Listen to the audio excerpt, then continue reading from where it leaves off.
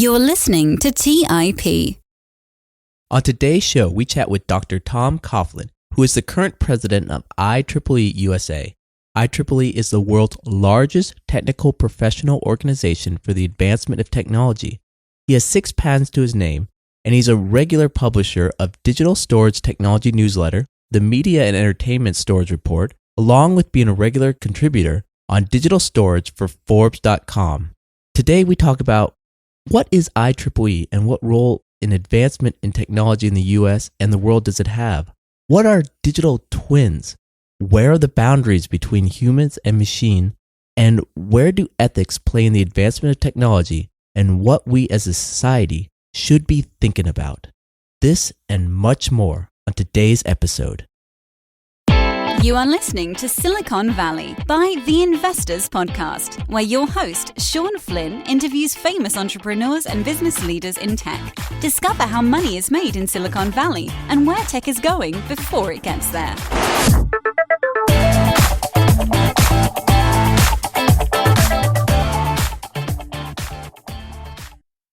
Tom, thank you for taking the time today to be on Silicon Valley. Thank you very much, Sean. It's a pleasure to be here. Now, Tom, you are the current president of IEEE-USA. What is the Institute of Electrical and Electronic Engineers? What does it do, and what is the history of the organization?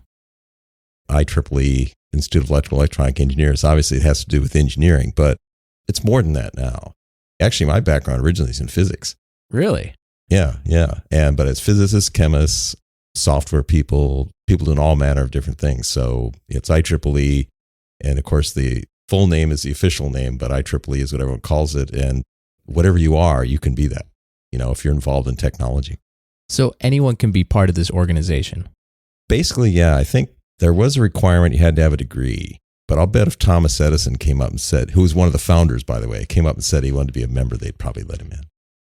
So other than Thomas Edison, any famous people are part of or have been part of IEEE? Oh, a bunch of them.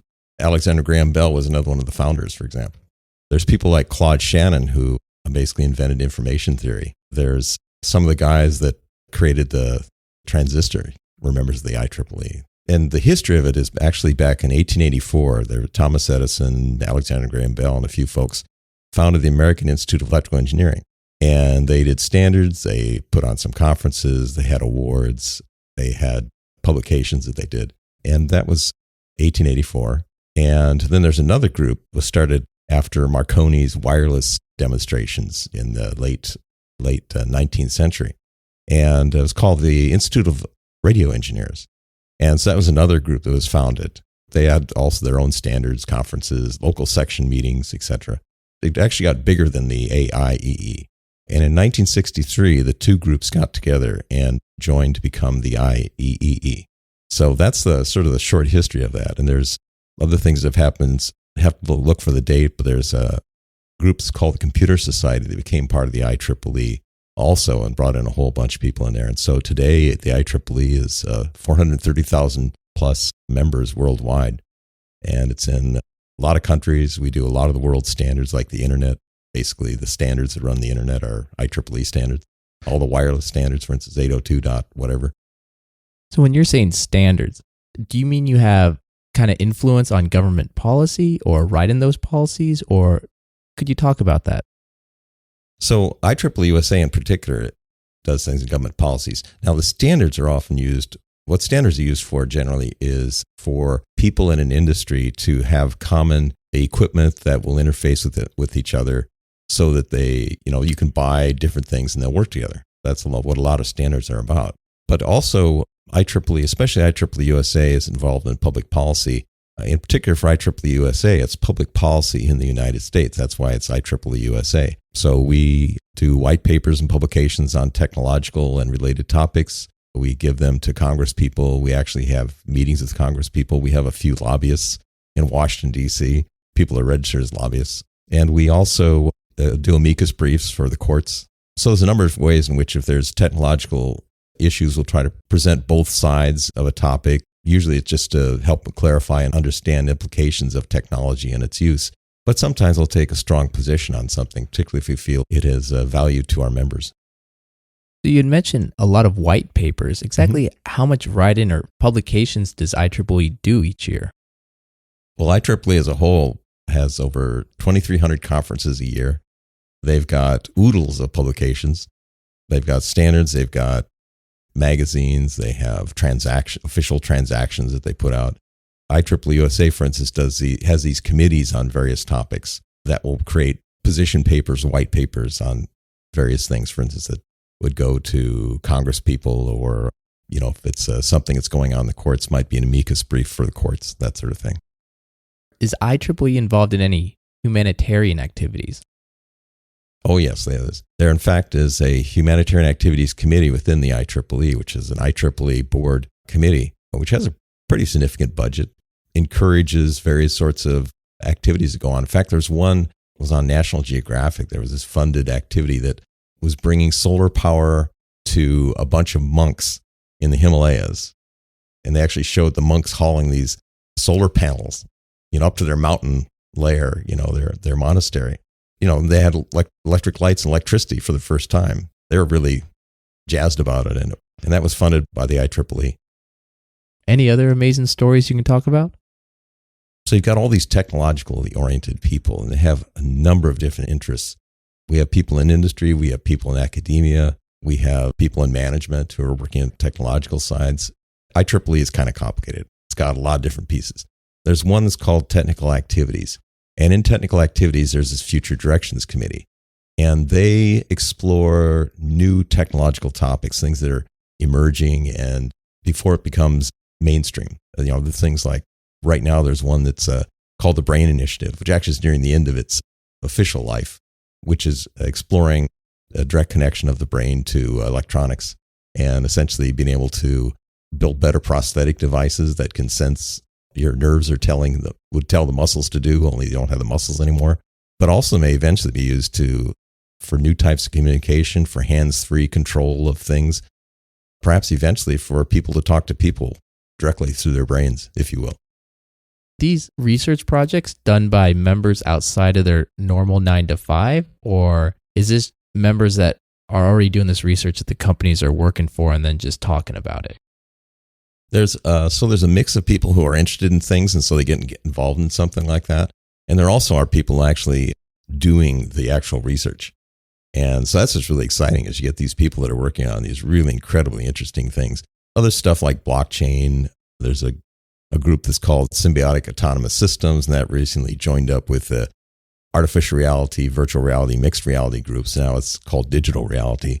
And there's fascinating things there about where technology could take us in terms of autonomous systems, swarms of robots. And there's something called Digitaltwins, for example, where I can create something that is almost a perfect physical model of something else and then experiment with it in order to make predictions about what would happen to the real thing under these conditions. So if you take that to an extreme, someday you might be able to do that with ourselves. Actually have a digital twin, a doctor perform an operation on the digital twin, try to predict what would happen to it. Or maybe it could even stand in for you at times when you're busy. So let's go into more detail of that and everything you mentioned later. But first, Tom, what's your background in all this? My background, initially, I have a bachelor's degree in physics, and then I have a master's in electrical engineering with minor material science, and then later on I got a PhD in electrical engineering. But my entrance actually was in magnetics. There's actually a part of the IEEE, it's under the technical activities, called the Magnetic Society. And so that was my original IEEE society, was the Magnetic Society, in particular with regard to storing information using magnetism. So I was involved in magnetic recording, and I worked on tapes and floppy disks and hard disk drives. That's how I got into it. Since then, I'm still a storage and memory guy, and I'm looking at semiconductor memory and things like that now. I've actually been on my own company for about the last 20 years. So I'm basically an entrepreneur in that sense. I've been consulting and sometimes bringing other people to help me on things, various types of projects, including due diligence for investors, technical assistance with various things. But I also write reports and publish them and hopefully make money off of them. And also I've put on events, if you will, a trade show, technical events. There's a conference I created called Storage Visions, which was just before the CES show for many years. another one that is called creative storage. It focused on digital storage and media and entertainment. In fact, one of my reports that I'm actually working on right now, this year's edition of the Media and Entertainment Storage Report.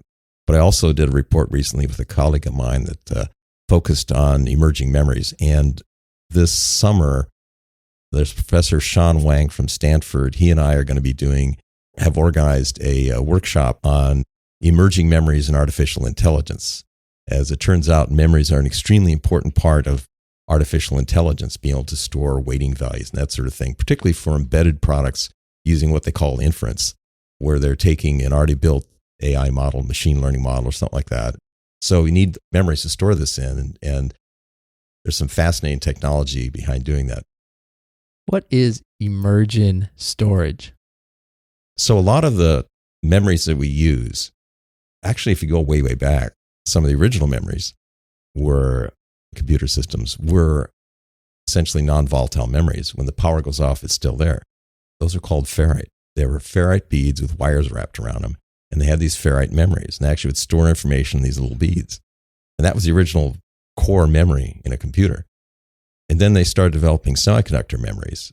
The most popular semiconductor memories today are called DRAM, dynamic random access memory, and SRAM, which is static random access memory. But they both basically will lose the data if the power goes off. And so those are called volatile memories. But there's non-volatile memories out there as well. So flash memory is an example of that. Take the power away, the data still stays there. But there are emerging memories, non-volatile memories. The flash memory is slower than, say, DRAM or SRAM. It doesn't have the same kind of performance. But there's new memory technologies that have characteristics that are closer to those of these popular used dynamic random access memory or even SRAM that may eventually play a very important role and actually would have an enormous impact on the design of systems. In particular, a lot of, especially like battery-powered systems, with DRAM, you have to constantly refresh the data, and that means you're using power. With a non-volatile memory, you don't have to do the refresh, and therefore they would use a lot less battery power, and you could do whatever the device does, like an IoT device, for a longer period of time with a non-volatile memory. So there's new non-volatile memories out there. Magnetic random access memory, one of them. Getting into the magnetics again, which is in my background. And that's becoming, actually, all of the major foundries have said that they're going to be making MRAM in embedded devices. Last year, all said that. And there's starting to be products that are showing up in the industry now. In addition to the magnetic random access, there's also something called resistive random access memory. And so that's using other characteristics that change the resistance of the device that you store information on a higher low resistance state. And those are also possibilities that people are looking at for embedded that type of devices. In addition, there's about 5 or 6 other major technologies. Another one I should mention is the phase change memory. And actually, Intel and Micron developed something called 3D XPoint a few years back, and Intel has been shipping what they call Optane, which is their version of the 3D XPoint, both in NVMe solid-state drives. More recently, last year they announced, this year they're shipping essentially DIMM cards with Optane memory on them, which basically can use to augment your DRAM memory. A little bit slower, less cost, fairly higher endurance than the NAND flash. They're essentially putting another layer in the memory hierarchy. But what's happening is that we're ending up with in the storage in memory, that there's becoming more possibilities rather than less. It's sort of a Cambrian explosion of storage and memory technologies right now that are going to enable us to do enormous things, to be able to understand the world around us, to be able to record what happens to people, to help to create some of these new technologies that we're talking about, and ultimately to be able to retain information and pass it on to future generations. Now, you had mentioned an effect on IoT devices, IoT Internet of Things. What will that effect be? Well, a lot of Internet of Things devices are battery-powered devices or on the edge, right? So especially on the battery-powered devices. So edge is actually it's broadened in its meaning. People will build for a cloud infrastructure, and there'll be a big data center, and they will do things out of that. But especially like for content delivery networks, in addition to the master archive, the master library, then they will have places where they'll store content that is currently being used, say by end users, say your Netflix, and that's closer to them, so that the latency is less, the time it takes to get the data from when you ask it is less, but also so they can reduce the traffic on the central server. So they have these edge servers that are in more remote locations. Usually they're in rented out space in a data center. So that's kind of the traditional edge. But with the advent of new wireless technologies like 5G, and even with Wi-Fi 6, another version of IEEE 802. What's Wi-Fi 6? Oh, that's a next generation of the wireless networks. That's for indoor, and the 5G is for outside, right? The possibility is there that you will have actually the edge becoming even more spread out than just in somebody's rented space in a data center. For instance, a cell tower with the 5G network could have a small data center in it. And I've actually seen people who've been showing essentially sort of contained rack systems that you put in a small place like a cell tower and basically crunch data there. So you could more directly interact with people around you. And also, if you're going to build things like smart cities and stuff like that, with smart stuff all over the place communicating, they've got to communicate to something local. And if it's real time, like trying to make decisions on traffic and that kind of thing, you want very fast processing with very low latency. That brings the edge even closer to the users. So the edge has become this kind of diverse hierarchy of connection points that eventually get down to the endpoint, to the devices themselves, say an IoT device. How is 5G going to affect smart cities? And you're going to have to tell us a little bit more about what you define as a smart city. A smart city basically takes this technology, which you often call IoT, Internet of Things. It builds sensors, it builds cameras, it builds various sorts of ways in which you can get information all over a city's infrastructure. And then you have processing that happens at various edge points that may happen on the IoT device, it may happen away from the IoT device, but it needs to be close enough that for whatever function it is serving, that the latency, that is the time for the activity to happen, happens fast enough that you can do what it is you need to do. If I'm working on communicating between traffic, that needs to be almost instantaneous. If it is turning on lights when someone's in an area, street light or something, then that could be something it does. So building up infrastructure that has this kind of intelligence in it, that's basically what a smart city is. So it's built on ideas around IoT, built around high-speed network connectivity, a lot of processing at various places in the edge of networks, and ultimately with IoT devices, and ultimately also be able to interact with the consumers, the endpoints, with the people that are actually in the city doing stuff and providing services for them, whether that be provide lighting, help them so that they can avoid traffic accidents, or helping people to find the best deal on something. All these things potentially could be functions that happen within a smart city. Hopefully it doesn't look like some science fiction stories where you've got ads everywhere, but that's another vision of what could be. Is a smart city needed then for autonomous cars? I think a smart city is one of the keys enablers for autonomous cars, particularly in an urban environment. If you're traveling on a highway, and it's going between cities, because you have controlled access in and out of roads, doing something on a highway, I think it'd be a lot easier. But once you get into a city, there's a lot more variables going on. There's pedestrian traffic, there's bicycles, there's going to be skateboards, in addition to cars, buses, all these things. And so there needs to be a lot more coordination between devices if they aren't going to interact in bad ways with each other. And that's where I think the smart city infrastructure is a key element in doing that. When you say devices interact with each other, how does cybersecurity play a part in all of this? Very important question. If people are going to trust those networks, people are going to trust equipment around them, then security has to be very strong in these things.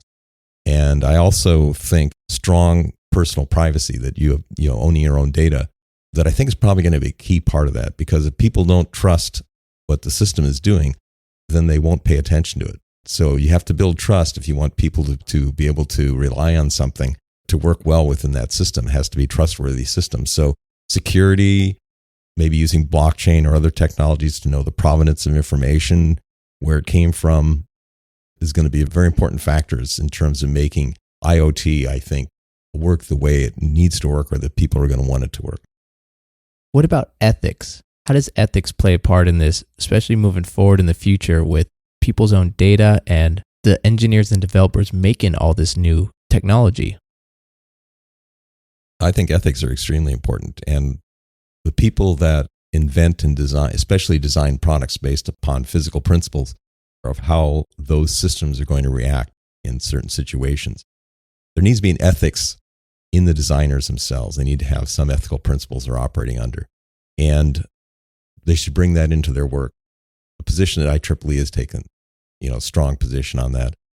The other thing is that when you get into these systems that actually govern themselves in some regard, they're going beyond our immediate supervision. And that means if we want them to behave the way that we think we should be behaving to each other, if we want our things to behave the way we think things should behave, then we're going to have to build ethics into those machines. They've got some kind of principles of operation. Now, I don't know if Isaac Asimov's laws of robotics maybe didn't work out so well, but we have to think of something that will serve as a guiding principles for systems that operate, at least to some extent, on an autonomous basis. Right now, a lot of people are worried about AI and the machines taking their job. Is AI just kind of a marketing tool right now? Is it overhyped? What's your thoughts of it?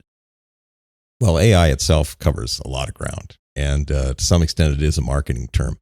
But underneath of that, there actually are algorithmic technologies that are being used to analyze data and be able to look for patterns, for example, various ways in which you can understand and analyze those patterns in order to predict what's going to happen and then make responses based upon that. And that stuff actually seems to work. So I think the thing people are really worried about is what's called general AI, where I've got an AI that I can't tell if it's a human or not. I mean, it basically has consciousness and responds on its own. We don't have that yet. We may not have that. Who knows how long it'd be before we have something like that, though it is possible. It's in the realm of possibility that we could make such things. Hopefully we build them around our image in the sense that, I know we fight a lot, but if we can avoid that they work with us and not against us. Our paths are mutually beneficial by being together. That's a symbiosis. So you said general AI. What other types of AI are there?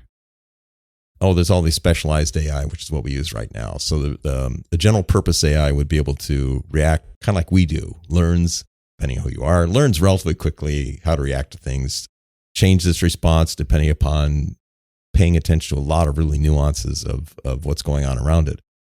Our machines today don't do that. We've got really good voice recognition and visual recognition now, but there's a whole thing about the bias in AI depending upon how you train it. It's been in the news recently. And then there's also cases where if you throw something that it wasn't trained on, it made a mistake, a muffin for a cat. If you go online, you can find things like this. So we build this stuff. It works in some cases, but if you go beyond the boundaries of what it was designed for right now, it will fail. We're still in that stage in a lot of these things, but there also can be very useful tools. Right now, I got a fairly recent car, 2018, got a lot of whiz bangs on it and sensors and cameras all over it and stuff. And it's kind of cool to have it tell you if you're getting out of your lane and that kind of thing. On the IEEE website, I actually saw an example of a robot picking raspberries. Now, something like that can easily replace a human's job. And I'm guessing that type of laborer wouldn't be that trainable for a new position. Is there a concern there? And kind of what is the future for robots in more of these manual labor positions? Robots have done the best in things that people really don't like to do. But that's one side of it. The other side of it is there's people whose livelihoods have depended upon doing those things. It's not something you can lightly dismiss. It needs to be looked at. But there also is, yes, you can pick raspberries. Can it do everything with the raspberries? Is there a person also involved in picking the raspberries and making sure they're the right ones? One of the things that's going on in this Factory 3.0, for instance, is they're building a lot of robots that are built to work with humans rather than a caged off area, isolated for safety reasons. So they're actually building them with soft parts. They're building in reaction speeds that are more like human type speeds and that kind of thing. There is concern about especially unskilled folks being replaced. But on the other hand, there also is work to not exclude people from the process, for instance, in these factories and that sort of thing. Now, what do you do with an unskilled workforce? That's an interesting question. I guess part of it is, and this kind of gets into some interesting stuff, is that if we are learning creatures by our natures, and if you can get people up to a certain level of learning, to be able to read, to be able to see things and have perceptions, that kind of thing, that we actually have tools that might increase our intelligence. In particular, what I'm thinking is these augmented reality devices. There actually are building glasses now for uses in factories or for field work and things of that sort, where I can have my hands free and I can be looking at a manual. Or I could play a video while I'm working on something that tells me how to do the thing. Or I can call somebody for support in a remote place. I have a camera on my glass, they can see what I'm seeing, can tell me what I'm supposed to do. In a sense, it's kind of like this is not as immediate and not as in-depth as the Matrix where you plug in and download, I want to be able to fly a helicopter, right? But it still gives you capabilities of learning quickly and becoming informed quickly on things I need to do real time. In fact, they found actually people that do this, their productivity increases. So again, this is an example of the symbiosis and people working with machines in order to be able to do jobs better, in order to be able to get people who can get the information they need to do what they want to do and have their hands free to actually work on stuff. I think we're going to go beyond phones and things of that sort, a lot more into wearable technologies in terms of the next stage of our technology development. That could be glasses that have intelligence built into them, projectors for showing stuff on our glasses. It could be sensors in our clothes, watches, people have those already, but where you don't have to hold the technology for it to be useful to you. Tell me more about your vision for the future. So part of how I got into technology is I was a science fiction fan as a kid. And I loved especially the hard science fiction, Heinlein, Asimov, Silverberg, all kinds of folks that wrote about the future. One of the big things getting me interested in technology is wanting to make the stuff they talked about reality.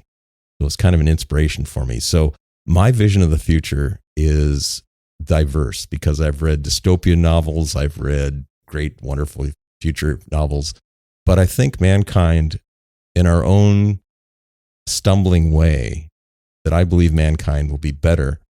And part of that's going to come from our use of technology. We've always been tool makers. These are our tools. Our tools develop. And we're now able to influence and affect each other in ways we never had before, ways in which we can interact with each other, ways in which we can interact with the world around us in ways we haven't before. And I would like to think that we would continue working in this light versus that we would push away from technology and go into a dark age, essentially. And I think the opportunities for us are enormous. We're on the verge of moving out away from our nest, planet Earth, and people eventually living and working and doing things in outer space. We're finding new ways to understand nature. The gravity wave detection a couple of years ago, first detection of gravity waves. Now they're going to be building gravity wave observatories. Pretty cool.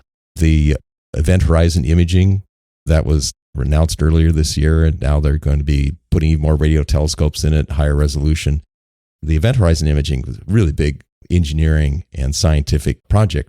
They want to record videos and not just fuzzy still images, higher resolution, record videos actually of event horizons. Particularly, almost every galaxy has a massive black hole in the center of it, and they want to be able to look at the black hole in the center of our galaxy and image it and see at real time what it does. So all this is made possible by our technological tools, by engineering and processing, storage of information, my stuff. And it's just fascinating to see this. And we live in interesting times, and we live in times with peril. We live in times of great promise. And I would like to think that we would stumble towards the promise and away from the perils. With all these future advancements, I'm just thinking there could be so much waste with all these new products, new designs, new toys, more or less. There could be. Actually, I know somebody, a guy down in San Luis Obispo, iFixit. He's a big proponent of right to repair and building things that can be fixed. I've actually got some of his posters. I think it's if you can't fix something, you don't own it. There's something to be said about that. And actually, science fiction is one of the things. The other thing I think a lot of people get into technology is they like to take things apart and figure out how they work. And while it's gotten a lot harder with integrated circuits and stuff like that, I think there's still that desire to be able to fiddle with stuff and do things. And, it's in hobbyists. I think it's in people that get involved in technology and are attracted to it. So the idea of being able to make things that we maybe could extend the life of, I think is very important. In fact, I know of some technology companies that are looking at building devices that are more modular in data centers that, for instance, they don't have to take out the power supplies just to replace the CPUs. You can build it so I can replace and upgrade only when I need to upgrade. There's things like that I think we can do that are happening that we can do a better job of. Personally, I'm hoping by the end of this year I'll have some photovoltaic in one of my places. I'm not going off the grid, but at least, generating a lot of my own power. And a lot of this is driven by the economics. The cost of technologies going down so much. And ultimately, the cost of fossil fuel-based technologies go up as it gets less available. It takes more money to be able to exploit it. So I think we're going to see a lot more into these renewable resources. We will do more. We will spend less energy doing it, ultimately. So you had said energy right there. Mm-hmm. What's your opinion of smart grid technology? Smart grid, I think, is extremely important, for both in terms of the efficient allocation of energy resources and hopefully secure network that people can't hack, although I know there's been stories about people hacking into these networks, but ideal is to be a secure network of electrical connectivity that can deal with multiple sources of energy, for instance, photovoltaic, which doesn't do much at night, right? So it can balance that, it can make it work. Building an energy infrastructure that allows us to be able to create a more sustainable future and also to be able to feed into other activities that we do as well, providing energy where it's needed. And we'll see where all it goes, if you combine that with some of these other technologies, if you can anticipate more things. You could do, for instance, if I knew, one of the things that happens every once in a while is you get these solar flares that come off, and they can cause about once a century or once or twice a century, you get these enormous bursts, which essentially can cause a lot of electromagnetic disturbance and damage of things. But if we can build into these infrastructures and combine that with our other analyses, that we can make predictions and be able to build resilient and systems that won't fail as easily, that we can make more reliable power and make it lower cost ultimately too. Another thing going on there too, by the way, is recently I've seen upticks in the use, not for power generation, but in devices for closer to room temperature superconductors, which, if you can do that, would have enormous implications in terms of energy. The superconductor doesn't conduct electricity without heating up. It doesn't waste the electricity, basically, turned into heat. And so it can, potentially build very efficient things doing this. So gradually been creeping up on the temperature, with material science of these superconductors. It's going to be really interesting to see what happens with that. Another thing, impact our usage of power. Things as well, like I talked before about the memory technologies. If we replace volatile with non-volatile memories, essentially I can turn something off. When I turn it on, all the data's there. It doesn't have to load the data into the memory that just stayed there. There's a lot of things that are coming together that are being driven by both, the ability of human beings to think of interesting connections, but also the desire to make money, to save money, and basically do good economics, that are driving us to some very interesting capabilities, especially with regard to energy generation, consumption, and management. You'd mentioned money there. With all this collaboration among inventors, should people be worried about IP protection? Oh, yes. Yeah. That's very topical. There's a lot of discussion of that right now. And also, what is IP, for that matter? And this kind of gets into these whole public policy questions as well. Should software be patented, for example? Or what should be patented? Should biological things be patented? What does that mean? There's a technical background on these things, and they involve technology. But a lot of these decisions and how we manage this is sort of our social decisions and what we decide as a people, or as peoples, what's right and what's wrong, and what someone can borrow from someone else and how they should be compensated for that. It's a complex issue. And what are some of the things that IEEE are currently working on? So IEEE works on a ton of stuff. IEEE has a educational activities board, which works on education products, actually does the accreditation at colleges for engineering technical programs. There's the technical activities, as all these societies that are working on different technologies and that sort of thing. There's a member geographic activities that supports regions. There's 10 regions in the world. We're not off the world yet. We don't have Region 11. The MGA basically supports the regions and the sections that report to the regions. Actually, and the sections oftentimes have chapters of these societies at the local level.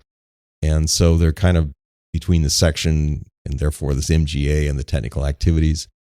There's a standards group that does standards activities, and there's IEEE-USA, which does career development and public policy sort of work. So there's a lot of different things that IEEE does and a lot of different elements. And as much as we can, and I think it's really an effort that a lot of people in the IEEE and leadership, and I think the membership really appreciates if we can work together on stuff and try not to reinvent the wheel, where you can combine activities in various parts, work more effectively, and get stuff done.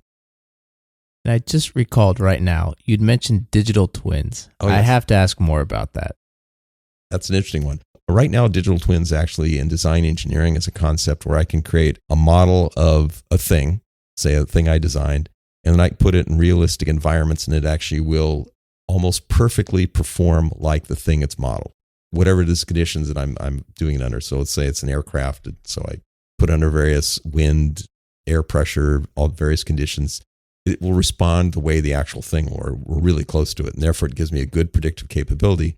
It also allows me to do an awful lot more simulations than I could ever do in real time to a physical object. I can do them faster. I can do a lot more of them. The idea there is that then I can make a much better design because I've gone through a lot more possibilities of what could happen with that thing.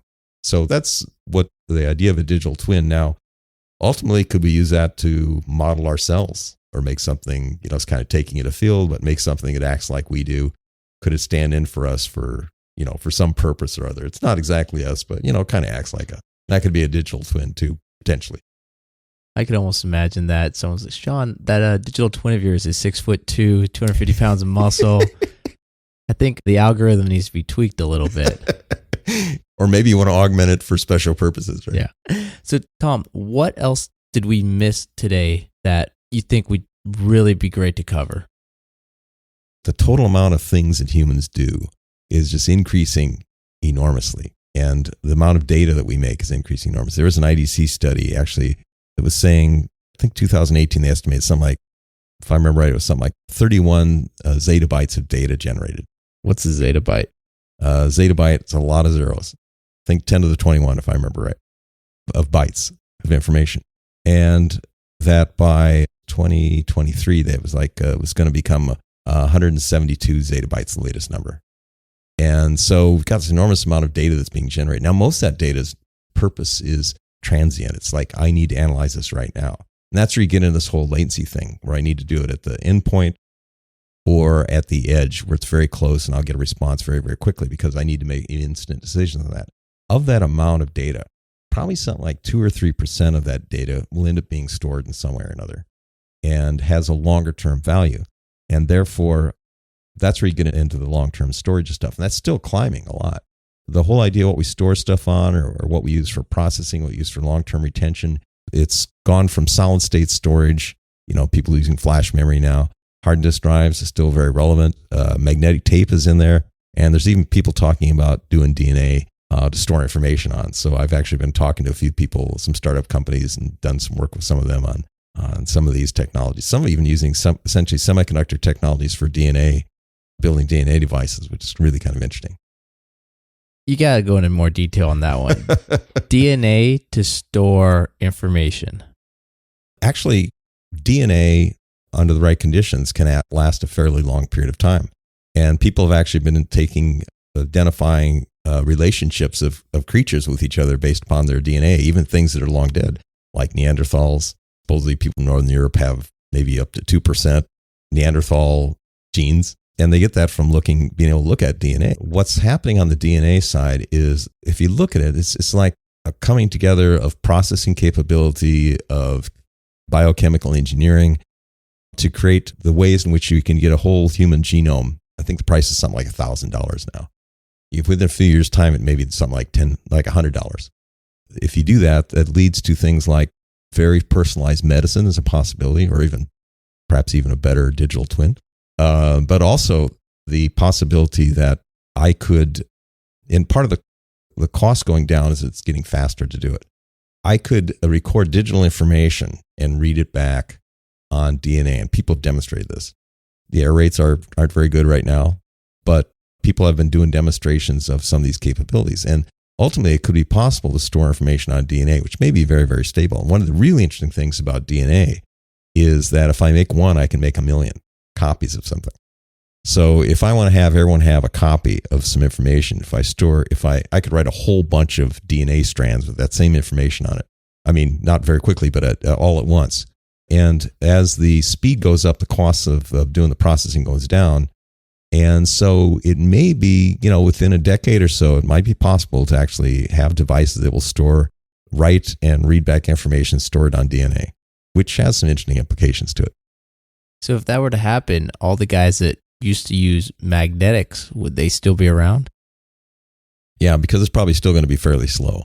So this is good for archival data primarily, I think. But digital data today is what paper used to be. To whatever its capabilities are and its longevity is, it is the way in which we're going to be passing down information to future generations. That we're going to be telling them who we are, what we learned, and what people before us learned, and that kind of thing. Right now, the ways in which we generate data leave a lot of vulnerabilities. And one of the big things is just the pace of technological change itself is a challenge to retention of information. That the technologies which we use to record this digital information go obsolete, or the interfaces to hook those machines up become obsolete. And so recovering data on old technology is actually kind of difficult. And being able to actually recreate a piece of technology with some software that doesn't exist anymore is difficult. So there's new approaches people are making to try to create maybe packages that essentially could emulate software that was used originally to create something that will carry metadata as well as the data that help you to be able to process it and pull it out of whatever it's in. Somehow then use something like this as a better way of passing down data to the future from the present. Imperfect now, but there's interesting possibilities there, and it's going to be extremely important for the survival of the technological culture that we've created and for remembering who we are and where we came from. So that's kind of an interesting angle on that, is that we in a sense are threatening our own data by our technological development. And in fact, what's a really fascinating thing to me about this whole field is about every few weeks, it seems like oftentimes somebody at a university comes up with some new idea for storing data, because data is so important to us. And so there's people who store stuff in glass, people that store stuff in weird magnetic structures and all kinds of stuff. And they think it's going to be the cat's pajamas, when they come out with it, it's going to replace everything else. And usually they don't. But it still is fascinating to see the development of these things and the cleverness. And it's like a human drive, because of who we are, to create data, create information, and to be able to access that information.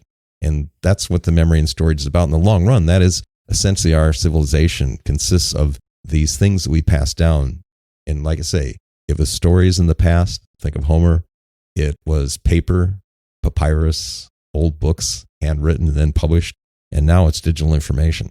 There's challenges to passing that on. But I think that ultimately we can do that. In fact, maybe even some of these artificial intelligence tools could help us better to be able to know when we're losing data and when to save that data and how to save it and bring it back. I keep reading and listening to people give talks about how data is the new gold. It sounds like right now you're talking about we're advancing technology, and at the same time we're kind of losing this gold. We could be, yes. In fact, we're losing it, but we also have people around who can do clever things to try to get it back to some extent. The example particularly I was thinking there is, so the Challenger explosion, the space shuttle, it fell into the ocean, and there were some old magnetic tapes around this thing. It plunged into the ocean, and it was under there for a few weeks. They actually recovered these tapes, and there was a guy from IBM down in Tucson who recently gave a talk where he was talking about how they recovered data from these old tapes that were severely corroded, and it's fascinating. So there's ways you might be able to get this data back, but data is the gold or even the platinum. So a lot of information right now has immediate value. For instance, sentiment analysis, where, I'm trying to interpret some information I've got from social networks or something like that and make an immediate decision on that. Or I'm trying to make a prediction based on that. That has an immediate value. And that's where a lot of this transactional, the gold stuff is. But keeping data, like maybe the end result of that data for a longer time, may have some longer term value, may tell what are the bigger trends or longer term trends that are happening. Data has value on many levels. It has value right now. It may have value in the future when I learn things that I didn't know today, that when I look back, I can see they were starting to happen already, or that I didn't know how to look at it before, and now I do, and now I can see something that now is apparent that wasn't. Our understanding of things changes with what we understand, the way our brains are working and the ways in which we look at the world. For instance, Albert Einstein had a new way of looking at the world, and that changed a lot of stuff in the way we understand physics, just because of his thoughts about light and trying to travel faster than light, what that would mean. Likewise, there's going to be probably new things in the future, new ways in which we can look at things that will change the way in which we will perceive what happened in the past. If we do not have that record of the past, first of all, we will not have as much inspiration to try to figure out the things that didn't make sense in the past, what will make sense of them.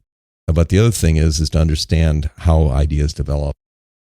The value of the data, can you just talk about it? Because it was very interesting how you were talking about how in the future we might be able to discover more information from the data in the past. Oh, yeah. In fact, that's already happened with some astronomical stuff, is that people have gone back and looked at, back in the day, they used glass plates that they exposed through old cameras. And people have actually gone back and looked at old, now oftentimes digitized images. And they have been able to find stuff that they weren't looking for before, and therefore they didn't find it. The perspective of what we learn and what we know in the future can impact the value of data in the past. Particularly it's true of natural phenomena, probably also true of human beings on the natural history level or the physical phenomena level. The way you look at the world can impact what you see. And if you often see what it is you expect to see, that perception, I think, can change over time with the change in our understanding of the way nature works. The example, for instance, is going from Newtonian physics to Einstein's relativity. When he was apparently a teenager, he was thinking about what would it mean to travel faster than the speed of light. And that led to what would you see and how could you see anything if you're traveling faster than the speed of light? These concepts led to new ways in which, look at the world, and then even things that you've seen before and the anomalies that showed up before, sometimes with a new frame of reference. In fact, this is often the test for a successful new frame of reference, new way of looking at the world, is that it can explain things that were not explainable in the past. And for instance, Einstein's relativity theory was able to do that. Things that could not be explained, like the orbit of Mercury in Newtonian physics, that general theory of relativity especially was able to explain. And there's going to be new things in the future because there's more, it's probably much more than we don't know than we do know. And it's going to take us a while to figure these things out. And that's part of the value of keeping data and information, is that it has future value. It has immediate value. And that's where a lot of people make the money. But it also has long-term value in terms of it may change the way we look at the world, or it may be part of changing the way in which we look at the world, that we understand the nature of reality itself, the ways in which things work together. Do you think in the future that instead of public libraries where you're renting books, there might be public libraries with different data sets that people can just run algorithms on? Yes, I do. In fact, IEEE has this thing called Dataport, and they've actually been collecting data sets and making them available for people to do work on it. So you can try to recreate the experiment that someone did with their data and see if it was right, or maybe you could try to find something new. Artificial intelligence and other technologies are feeding into this. What it comes down to is there are so many papers, so many publications that are made each year. No one person can know all of them. And a lot of them are very, very, very minute piece of new information. In the future, what's going to matter the most and what's going to have the most economic value is going to be knowledge, not just information. In other words, something that gives me the capability of knowing what's important, what's not important. And I think increasingly in order to do that, we're going to need to have data sets that can be analyzed, big data problem. That's where a lot of the AI tools are going to fit into us, is allow us to understand bigger patterns and things beyond immediate research projects on very minute topics, and look for larger trends, to look for information that wasn't available when you look at it at a small scale, but is apparent when you look at it, or at least you can start to see a tendency when you look at it at the large scale. I think increasingly we're going to be, you mentioned it's just a library. This is more than a library. This is the generation of knowledge. And in a sense, I think we're going to be transforming from just an information age to an age of augmented knowledge that allows us to look at information, to draw new conclusions, to make new analyses with the help of our algorithms and combination of technology. It's a combination of our willingness and abilities to be able to explore these things. And I think it's going to have enormous implications in terms of the value for the future. Like IEEE, we do a lot of publications. But ultimately, I think we, for instance, as an organization, need to be focusing more and more on the generation of knowledge, on collecting the data and creating and making accessible the tools to be able to understand, draw things out of data, maybe even beyond what was originally talked about. So this may be papers, it may be the original data, it may be diverse stuff from patents to other types of information, but be able to look at all of the sources that are out there and maybe be able to draw some larger conclusions.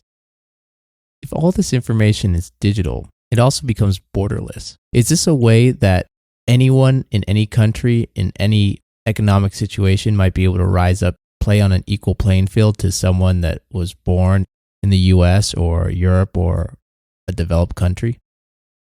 Well, it's an interesting thing. And actually, to some extent, you can say our technology has continuously done that. For instance, there are many parts of the world where they don't have phone lines, physical wires, because they just went to mostly cellular technology because the technology was there and it costs less and it allows you to sort of leapfrog where things are. So I think increasingly our technology is allowing, if you will, sort of the globalization of the tools that allow the generation of wealth, allow the creation of new things. I think that no culture need to be isolated from these capabilities, from these tools. I think that no one people, the thing that is important, though, is to create society or societies that encourage the bringing together of those information, that encourage and I sort of personally, think it's free market type environment, but also where there's freedom of thought and freedom of movement, where people can go and explore that which excites them, in which they will be able to make the greatest contribution in that. And creating cultures that will encourage that, I think, is an important part of being able to, that universal information, bring people from diverse cultures together. So whether that's in one country, it's in multiple countries, those tools will give us capabilities, hopefully, of doing good things, but also of doing bad things. That's where the ethics comes in again, is doing the good things and focusing on the good aspects and the good results of that knowledge economy, and of being able to use those tools to rapidly bring people up from poverty into some degree of affluence and of some dependability of basics of the human life that I think everyone really would like to see. If you were a student right now, what would your recommendation be for what that person should study? Study that which excites you and interests you, makes you feel that you have a capability and insights. But a lot of it is, sort of the Joseph Campbell thing, it's follow your bliss. Do the thing that excites you, that interests you, that makes you feel that you've done something worthwhile, and wherever that is. And for some, it's the technological side like I've done, and for other people, it may be other things as well. Technology is definitely cool. You can do a lot of fun and do some exciting things and really impact people through technology and by knowing technology. Tom, it's been some great advice, and I want to thank Zahava Stroud with Angel Launch, who has connected us. Her information will be in the show notes.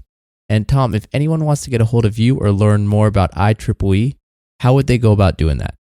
My personal website is tomcoughlin.com, Coughlin. And if you want to find out about the IEEE, just go and any search engine, type in IEEE, and you'll find out.